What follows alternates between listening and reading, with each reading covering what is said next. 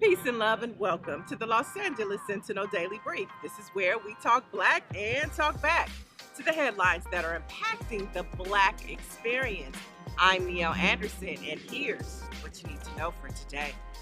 U.S. Secretary of Transportation Pete Buttigieg recently paid a visit to South Los Angeles to promote the Biden administration's $1 trillion Infrastructure Investment and Jobs Act that became law in November of 2021.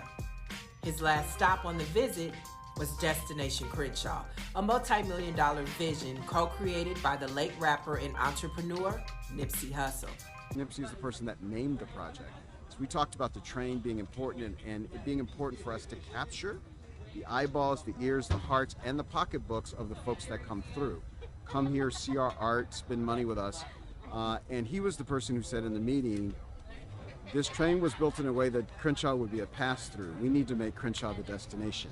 And later that day, he tweeted out Destination Crenshaw. And today we have the $120 million outdoor People's Museum that'll be along Crenshaw Boulevard.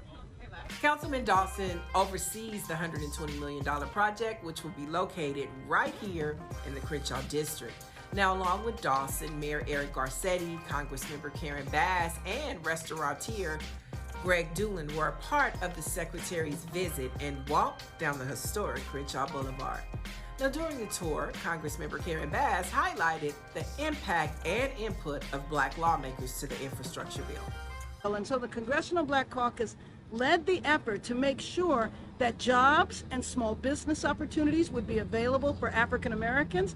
And frankly, if you're going to talk jobs, you have got to make sure that people who work on the projects, number one, can be prioritized from the neighborhoods. And so we passed legislation that would allow federal dollars to prioritize people who live in the neighborhoods where the projects are being built.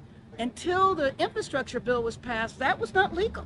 So we actually had to do legislation for that. The other thing that you have to do to make sure that black people can be employed is that you have to lift restrictions that say if you've ever been arrested, if you've ever been incarcerated. So not only is this a job opportunity for people, it is a second chance opportunity for people to be reintegrated in a productive way back into the communities. But in addition to jobs, we need small business opportunities. And so the way the infrastructure bill was designed, where there was support for small businesses that are on the side areas of infrastructure projects so that they don't go bankrupt while the traffic in the area is decreased.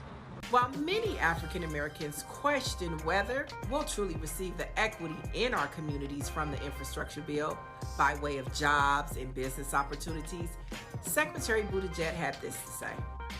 One of the best things about these last couple of days has been meeting workers of color, including, by the way, black women who have not historically seen anyone who looks like them on these construction sites, who have had the opportunity to get these good-paying jobs, often union jobs. So we're very excited about the economic opportunity there.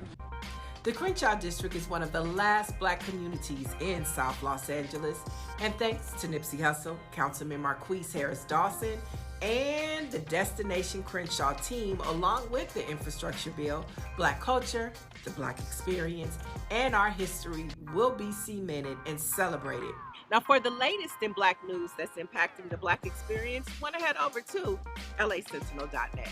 I'm Niele Anderson, and you have just been debriefed.